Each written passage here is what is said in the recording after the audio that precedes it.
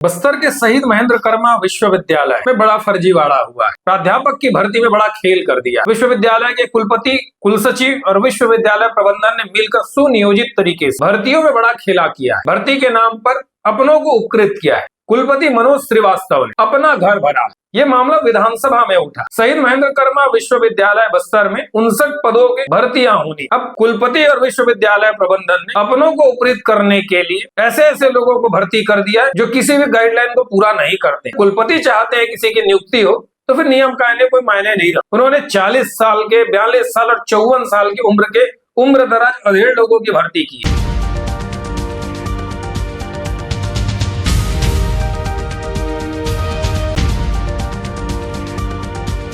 बस्तर के शहीद महेंद्र कर्मा विश्वविद्यालय में बड़ा फर्जीवाड़ा हुआ है। विश्वविद्यालय के जिम्मेदारों ने विश्वविद्यालय में प्राध्यापक की भर्ती में बड़ा खेल कर दिया है। विश्वविद्यालय के कुलपति, कुलसचिव और विश्वविद्यालय प्रबंधन ने मिलकर सुनियोजित तरीके से भर्तियों में बड़ा खेला किया है। भर्ती के नाम पर अपनों को उपकृत किया है। विश्वविद्यालयों में हमेशा से बैकडोर एंट्री होती रही है, पर बस्तर के विश्वविद्यालय ने रिकॉर्ड तोड़ दिया है। नियम कानूनों की तिलांजलि देकर कुलपति मनोज श्रीवास्तव ने अपना घर भरा है।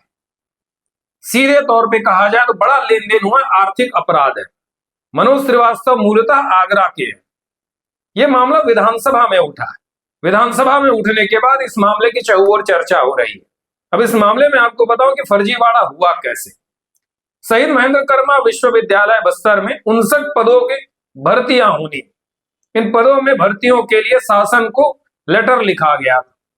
शासन से स्वीकृति मिली, पर जिन पदों में स्वीकृति मिलनी थी उससे ज्यादा मिल गई, जैसे असिस्टेंट प्रोफेसर, एसोसिएट प्रोफेसर और प्रोफेसर के पदों के लिए वहां पे स्वीकृति मिली। अब कुलपति और विश्वविद्यालय प्रबंधन ने अपनों को उपकृत करने के लिए नियम कानूनों में ऐसे तोड़ मरोड़ किया, इसका एक रिकॉर्ड बना दिया है। कुलपति मनोज श्रीवास्तव ने सीधे तौर पे यूजीसी की गाइडलाइन का उल्लंघन किया है, छत्तीसगढ़ सरकार के नियमों की अनदेखी की है और अपनों को उपकृत कर दिया है। ऐसे ऐसे लोगों को भर्ती कर दिया है जो किसी भी गाइडलाइन को पूरा नहीं करते, क्राइटेरिया को पूरा नहीं करते। पर जब कुलपति चाहते हैं किसी की नियुक्ति हो तो फिर नियम कायदे कोई मायने नहीं रखते।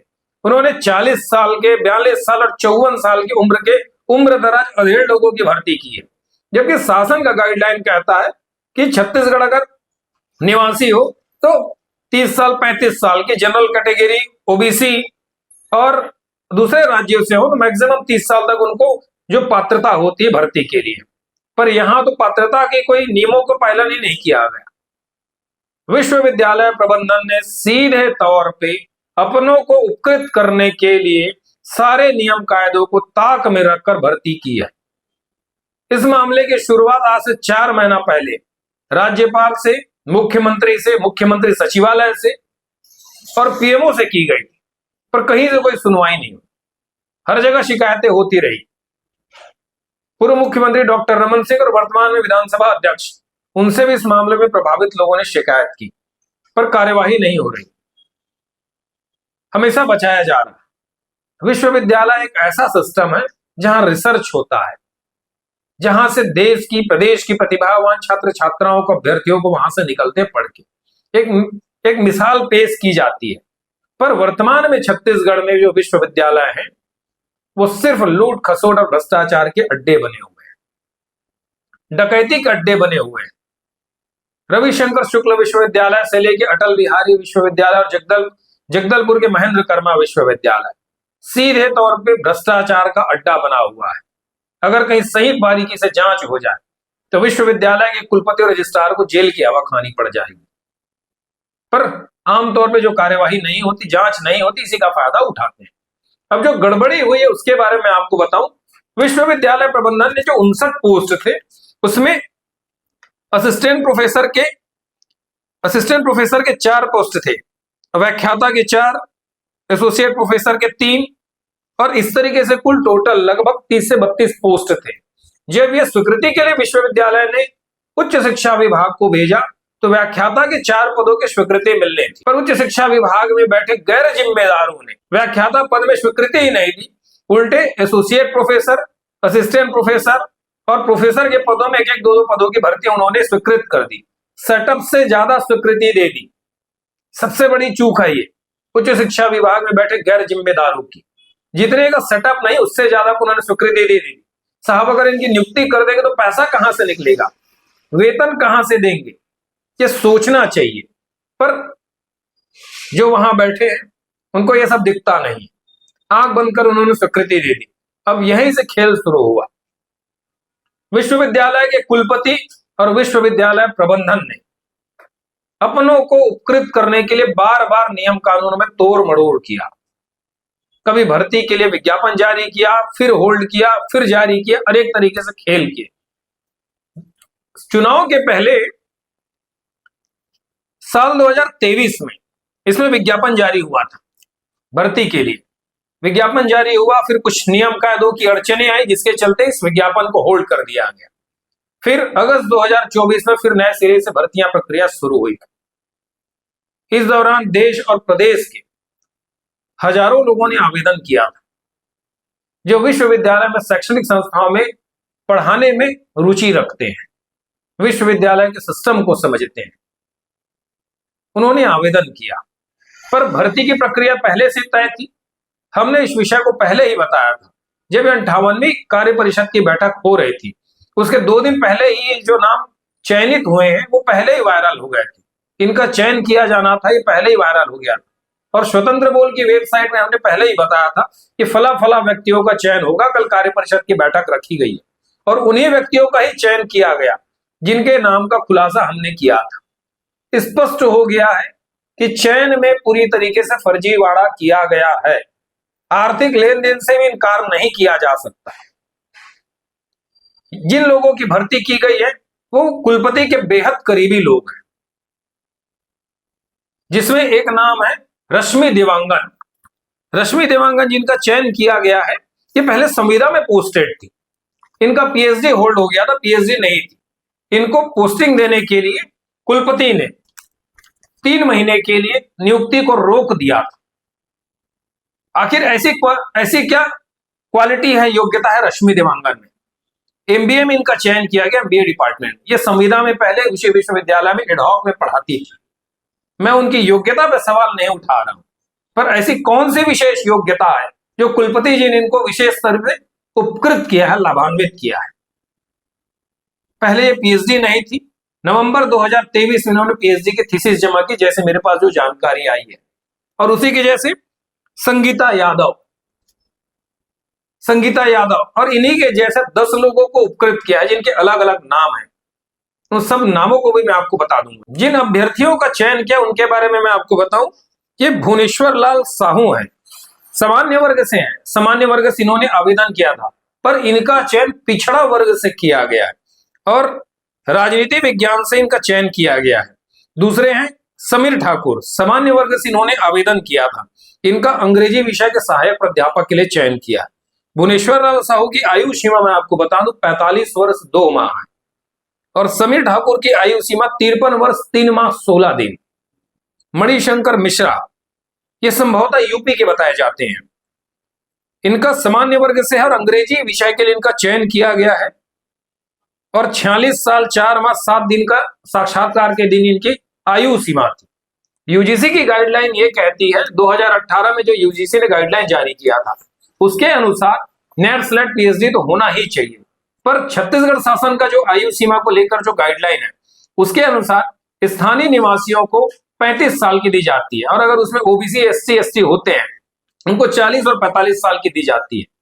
लेकिन अगर कोई दूसरे प्रांतों से होता है, यूपी, बिहार, झारखंड, हरियाणा, बंगाल या जहां से भी हो, तो दूसरे प्रदेशों में रहने वाले लोगों 30 साल की आयु सीमा दूसरे राज्यों में छत्तीसगढ़ में नौकरी के लिए आयु सीमा निर्धारित की गई। बड़ा सवाल यह है, ये मिश्रा जी को यूपी का बताया जाता है, 46 साल इनकी आयु है। किन नियमों के तहत इनको भर्तियां दी गई है, नियुक्ति की गई है? छत्तीसगढ़ के निवासी इन्होंने बना तो नहीं लिया फर्जी? इसकी भी जांच होनी चाहिए। ऐसे करके लगभग 10 ऐसे अभ्यर्थियों का चयन किया गया है नियमों का ताक में रखकर। खुले तौर पे कुलपति मनोज श्रीवास्तव ने नियमों का उल्लंघन करके अपनों को उपकृत किया है। ये जब भर्तियां की जा रही थी उस समय पूर्व विधायक राजाराम तोड़े और एनएसयूआई के प्रदेश सचिव रंजेश जी ने ढेरों शिकायतें की, पर उच्च शिक्षा विभाग में बैठे धृतराष्ट्रों को यह दिखा नहीं था। जानबूझकर कुलपति मनोज श्रीवास्तव को सहयोग किया गया, भर्ती में खुले तौर पे फर्जीवाड़ा किया गया, पीएससी की तरीके से फर्जीवाड़ा किया गया। जिस तरीके से 2019 से लेकर 2023 के बीच में पीएससी में बैकडोर तरीके से अपनों को उपकृत किया गया, उसी तरीके का फर्जीवाड़ा शहीद महेंद्र कर्मा विश्वविद्यालय में कुलपति मनोज कुमार श्रीवास्तव ने की है। इसकी गंभीर जांच होनी चाहिए। जब कार्य परिषद की बैठक हुई थी 24 मई 2025 को, समझिए एक सिस्टम में बड़ा खेल होता है। कुलपति मनोज श्रीवास्तव ने कार्य परिषद के सदस्यों को कॉन्फिडेंस में लेकर काम किया। अब कार्य परिषद के सदस्य कौन कौन है वो आप समझिए। स्थानीय विधायक और बीजेपी के प्रदेश अध्यक्ष किरण देव सिंह, पूर्व मंत्री और विधायक लता उसेंडी समेत बीजेपी का अधिकांश नेता है। इन सबको आत्मविश्वास में, विश्वास में लेकर, भरोसे में लेकर कुलपति मनोज श्रीवास्तव ने 24 मई 2025 को एग्जीक्यूटिव काउंसिल कार्य परिषद की बैठक की और इसी बैठक में ही 10 लोगों के नाम का लिफाफा खोल दिया गया। हड़बड़ी किस बात की? जब इतनी शिकायतें हो चुकी थी, शिकायत पे शिकायत हो रही थी, जांच पे जांच हो रही थी, आनंद फानंद में बैठक बुलाकर उसी दिन ही लिफाफा क्यों खोला गया? क्योंकि पता था मनोज श्रीवास्तव को ये दोबारा अगर कहीं जांच करेंगे तो ये भर्ती नहीं कर पाएंगे। इसीलिए आनंद फानंद में इन्होंने एग्जीक्यूटिव काउंसिल की बैठक बुलाई और उसी दिन लिफाफा खोल दिया और सब लोगों को आनंद फानंद तरीके से नियुक्तियां दे दी। अब इसमें गलतियां क्या हुई है जो शिकायत में है वो मैं आपको बताऊं। उन्होंने चयन करने के बाद रिजल्ट्स को, जो परिणाम थे, उनको विश्वविद्यालय की वेबसाइट में अपलोड नहीं किया। उनको पता था अगर जैसे अपलोड करेंगे वो तुरंत घिर जाएंगे और उनकी चोरी पकड़ी जाएगी। इस चोरी को पकड़ने से छिपाने के लिए उन्होंने 2 से 3 दिनों तक विश्वविद्यालय की वेबसाइट में अपलोड नहीं किया था। अब जो बातें निकली, उन्होंने आरक्षण रोस्टर का नियमों का वायलेशन किया, आयु सीमा में उन्होंने गड़बड़ी की, जैसे मैंने आपको पहले बताया, पात्र अपात्र में खेल किया, व्याख्याताओं के 4 पद कहां गए अभी तक कोई बताने वाला नहीं है। जब विश्वविद्यालय प्रबंधन ने व्याख्याता के 4 पद हैं जो स्वीकृत है, वो पद कहां गए, इस बारे में विश्वविद्यालय प्रबंधन ने पहले विज्ञापन निकाला। विज्ञापन निकालने के बाद जनवरी 2024 या 25 में उच्च शिक्षा विभाग छत्तीसगढ़ शासन को लिखा है, पर आज तक उनके पास उसके संदर्भ में कोई जानकारी पहुंची हो, ऐसी जानकारी मेरे पास नहीं है। जब ये कार्य परिषद की बैठक हुई उसमें उन्होंने क्लॉज भी जोड़ा था, अगर किसी भी विषय में एक अभ्यर्थी होता है और वो योग्य होता है, पात्र होता है, उसको साक्षात्कार लिया जा सकता है और साक्षात्कार के बाद अगर वो योग्य पाया जाता है, सारे नियम अभ्यर्थियों को फुलफिल करता है, तो उसका चयन किया जाएगा। पर ऐसा हुआ भी, एक दिव्यांग अभ्यर्थी थे, उनका चयन भी साक्षात्कार किया गया, पर लास्ट में उनको अपात्र कहकर बाहर कर दिया गया। ऐसा क्यों किया गया? क्योंकि कुलपति मनोज श्रीवास्तव अपनों को उपकृत करना चाह रहे थे और जो पीएचडी थे, नेट क्वालिफाइड थे और विशेष योग्यता रखने वाले एक दिव्यांग अभ्यर्थी को उन्होंने बाहर कर दिया। जब इस मामले की शिकायत शासन के पास हुई तो शासन ने विधानसभा सत्र में मामला उठने की संभावना थी, चर्चाएं तो पहले से थी। हालांकि 2 दिन, जब 14 तारीख को मामला उठा भी, उसके पहले जब शासन के पास ये पहुंचे तो शासन ने विधानसभा के चलते एक आनंद फानंद में जांच समिति बनाई। 5 सदस्यीय जांच समिति बनाई गई थी, जिसके मुखिया थे उच्च शिक्षा विभाग के अपर संचालक HP खैरवार और उनके साथ 4 अन्य प्रिंसिपल, PG प्रिंसिपल थे। ये जांच कमेटी विश्वविद्यालय पहुंची, एक दिन वहां रह के पूरे दस्तावेजों की जांच की और जांच करके विश्वविद्यालय से निकल के रायपुर आ गई।